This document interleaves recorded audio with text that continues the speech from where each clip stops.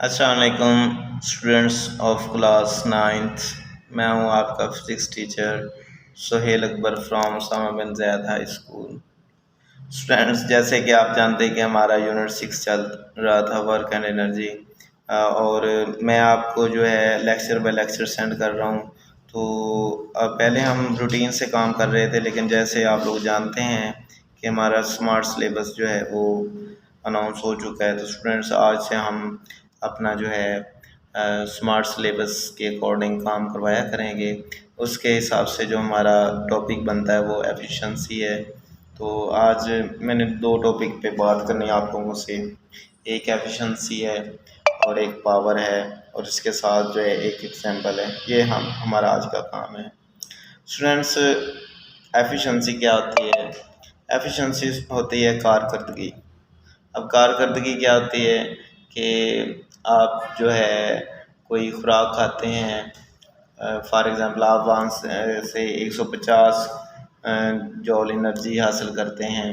उसके बाद जो है आपको कोई काम दिया जाता है, तो उस काम में आप जो है 50 जॉल जो है वो यूज़ कर लेते हैं। तो स्टूडेंट्स, जो आपने इनपुट की है, मतलब कि आपको जो एनर्जी हासिल हुई है वो 150 है, और जो आपने 50 जॉल एनर्जी आपने ख़र्च की है, या 60 कह लें, वो आपकी आउटपुट है। जो एनर्जी की मकदार आप हासिल करते हैं खुराक से, या किसी जूस वगैरह से, या किसी और एनर्जी ड्रिंक से आप हासिल करते हैं, जो एनर्जी आप हासिल करते हैं उसके इनपुट बोला जाता है। और जो एनर्जी आप कोई काम करने के लिए इस्तेमाल करते हैं उसे आउटपुट बोला जाता है।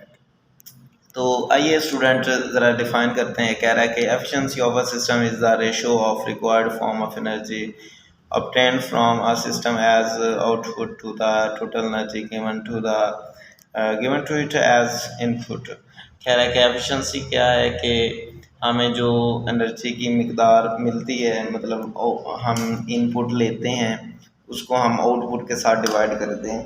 मतलब कि आपने फॉर एग्ज़ाम्पल कोई ड्रिंक लिया है या कोई चीज़ खाई है जिससे आपको 90 जॉल एनर्जी मिली है। तो जो 90 जॉल एनर्जी वो यहाँ पर इनपुट की जगह पर आ जाएगी, लाइन लगा देंगे। और आगे आपने कोई काम किया है, लकड़ियाँ काटी हैं, या आपने सफ़र किया है, तो वो वही एनर्जी 90 में से 30 जॉल जो यूज़ हुई है वो इधर लिख देंगे। तो 30/90 मल्टीप्लाई बाय 100 करेंगे तो आपके पास एफिशिएंसी फार्मूला आ जाएगा, परसेंटेज इसकी निकल आएगी। अच्छा स्टूडेंट्स, नेक्स्ट जो है हमारी जो काम है वो हमने क्या करनी है जी, एग्जाम्पल करनी है।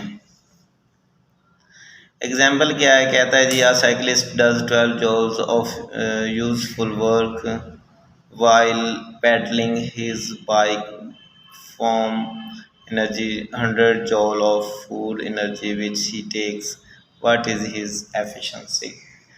तो इसमें वो कह रहा है कि एक साइकिलिस्ट है जिसने क्या किया है, 100 जॉल एनर्जी हासिल की है। मतलब कोई फ्रूट वगैरह, केला वगैरह या सेब वगैरह या कोई इस तरह की चीज़ उसने खाई है, या रोटी खाई है, उससे उसको 100 जॉल एनर्जी मिली है। और उसके बाद क्या उसने किया है, साइकिल चलाना शुरू किया है। तो 12 जॉल एनर्जी उसने साइकिल के पेडल जो है उसको घुमाने में इस्तेमाल की है। तो बताएं कि कह रहा है कि व्हाट इज़ हिज एफिशिएंसी, उसकी कारकर्दगी कितनी होगी, उसने कितना काम किया है, कितनी वर्किंग की है, ये स्टूडेंट्स हमने उसको जवाब देना है। तो स्टूडेंट्स, इसमें जो है एफिशिएंसी कारकर्दगी जो बतानी है, उसमें हमने काम किया है, जितनी एनर्जी इस्तेमाल की है वो 12 जॉल है, आउटपुट इसको बोलेंगे। जितनी हमने एनर्जी खाई है, हासिल की है, वो 100 जॉल है। एफिशिएंसी हमने मालूम करनी है। एफिशिएंसी परसेंटेज का फार्मूला डायरेक्ट लगा रहा हूँ, output over input multiply by 100 है।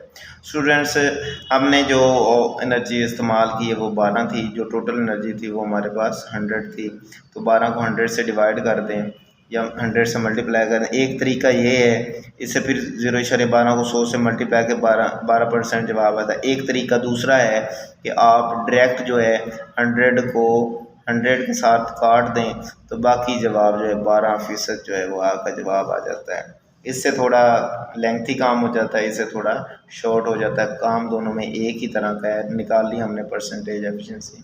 स्टूडेंट्स आप सोच रहे होंगे कि मैंने इसके साथ जो है ऐसे यूनिट नहीं लगाया। देखें जी, हमने ऊपर भी एनर्जी लिखी है और नीचे भी हम एनर्जी लिख रहे हैं, तो दोनों का जो है यूनिट तो सेम है। तो जब जॉल जॉल से कट गया तो ये इसका कोई जो है ऐसा यूनिट नहीं आएगा, ये एक कांस्टेंट वैल्यू आ जाएगी। कांस्टेंट वैल्यू होता है जिसका कोई यूनिट नहीं होता, वेरिएबल्स का यूनिट अक्सर हो जाता है। तो ये 12% हमारी एफिशिएंसी आ गई, इसका कोई यूनिट नहीं है क्योंकि ये दो एक जैसी वैल्यूज़ के दरमियान रेशो है। जब एक जैसी वैल्यूज़ की रेशो निकालते हैं तो फिर उसका यूनिट नहीं होता। आगे लास्ट हमारा टॉपिक है आज का, पावर है। तो पावर क्या होती है जी?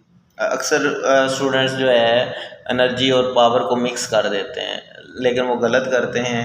एनर्जी की डेफिनेशन है कि किसी जिस्म के काम करने की सलाहियत, the ability of a body to do work is called energy. किसी जिस्म की काम करने की सलाहियत को एनर्जी कहते हैं। लेकिन पावर क्या है? पावर है जी the rate of doing work, बस। लेकिन यहाँ पर अगर मैं थोड़ा सा और ऐड कर दूँ कि rate of doing work in unit time, तो कोई गलत नहीं होगा, in unit time ji.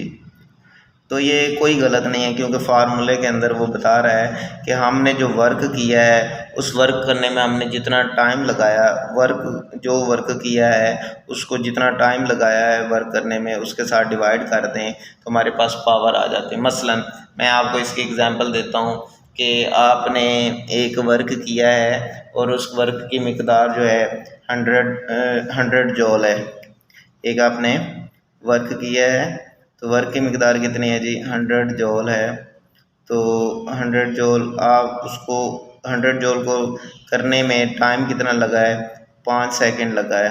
5 second time लगा है। तो स्टूडेंट्स इसमें जो हमने 100 जॉल को 5 पे डिवाइड करना है, 5 1 5, 5 2 10 और 5 0, तो 20 जो है इसका आंसर आता है 20 जॉल पर सेकंड।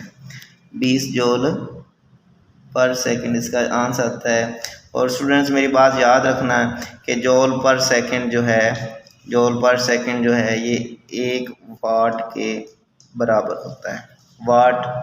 वाट इसका ऐसा यूनिट है जो कि जॉल पर सेकंड के बराबर होता है। तो इस तरह से अब 20 हमारा जो है वो पावर आ गई।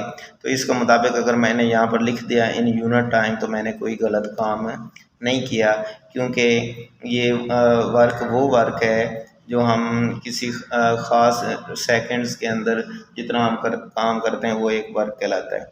अच्छा जी, आगे इसका क्वांटिटी क्या है? Quantity scalar quantity. क्यों स्केलर है? क्योंकि वर्क जो है वो भी एक स्केलर क्वांटिटी है, वर्क की कोई ख़ास कीमत नहीं होती, इसलिए जो हमारी पावर है ये भी स्केलर क्वांटिटी ही है। और दूसरी बात इसमें ये है कि इसका ऐसे यूनिट वाट है। तो वाट कैसे निकलता है वो मैंने आपको तरीका बता दिया है कि अक्सर स्टूडेंट्स को फार्मूला याद हो जाता है, लेकिन जो है ना वो फार्मूला याद कर लेते हैं लेकिन उनको ऐसे यूनिट भूल जाता है। तो स्टूडेंट्स आपको बेस्ट तरीका है कि अगर आपको फार्मूला याद है तो आपको ऐसे यूनिट नहीं भूलना चाहिए। उसका तरीका मैं बता देता हूँ कि वर्क का यूनिट क्या है? जॉल है, सब लोग जानते हैं। और टाइम का यूनिट क्या है? सेकंड है। तो जब जॉल ऊपर मल्टीप्लाई हो रहा है, सेकंड नीचे डिवाइड हो रहा है, सेकंड ऊपर जाके मल्टीप्लाई होगा तो ये पावर नेगेटिव आ जाएगी। तो इस तरह हम इसका यूनिट निकाल सकते हैं। तो ये बड़ा आसान सा तरीका है, मैंने आप लोगों को बता दिया। उम्मीद है आइंदा आप ऐसे यूनिट निकालने का तरीका नहीं भूलेंगे। ओके, नेक्स्ट हमारा इसी का मतलब आगे क्वेश्चन है, क्योंकि वाट जो है वो पावर का ही यूनिट है ना, फिर हमने इसको जब डिफाइन करना है तो हमने क्या कहना है? The power of a body is 1 वाट। एक बॉडी की पावर जो है 1 वाट होगी। कब होगी? अगर ये बॉडी जो है जिसकी पावर हम 1 वाट निकालना चाहते हैं, अगर वो 1 जॉल काम करे 1 सेकंड के अंदर, शर्त ये है कि 1 जॉल काम करे 1 सेकंड के अंदर, तो उस बॉडी की जो पावर होगी वो 1 वाट होगी। और ये बड़ा इम्पोर्टेंट पॉइंट है कि 1 हॉर्स पावर किसके इक्वल होती है?